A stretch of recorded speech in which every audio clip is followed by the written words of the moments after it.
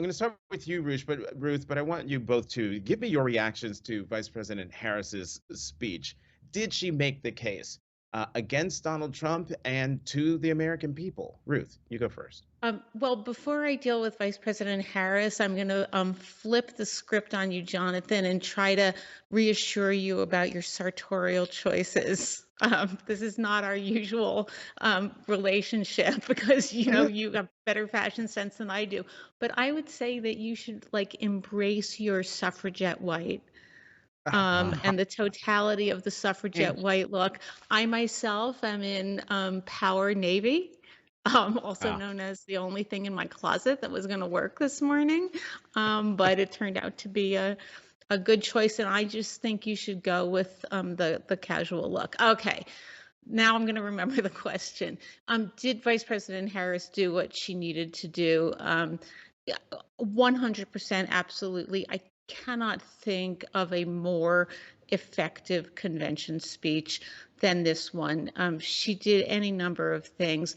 I am really continue to think about the phrase that permeated the convention, "We're not going back." She turned this into a forward-looking, optimistic-looking message with a warning about what the past of a Trump administration would tell us about the future of a Trump administration. And she handled Trump with, I think, lacerating seriousness. I see a little bit more of a through line than Toulouse does with the argument that President Biden had made when he was the putative nominee. But I think that the air of dismissiveness really did play well, both from the vice president and from earlier speakers in the convention. But then she just tackled a whole bunch of things.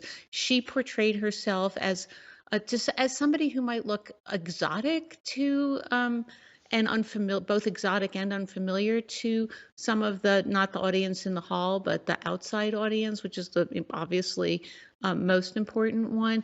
She presented herself as a person just like them, a member of the middle class and someone who was striving to make life better for herself and her family writ large. She presented herself, I thought, as a patriotic American. I thought the way the whole convention was suffused with patriotism, suffused with support for law enforcement, really flipped the script on the way we normally might think about Democrats and Republicans. And finally, she presented herself subtly but very effectively, I thought, to address the questions of people who might wonder still in this day and age in 2024 if a woman can be strong enough and tough enough to be commander in chief. I thought she really knocked it out of the park on that as well. And so I had been going even after the disastrous debate, and as we looked at what the future might be, I had been something of a skeptic about the potential success of a Harris presidential candidacy, and I was quite won over by this convention writ large and by her speech last night.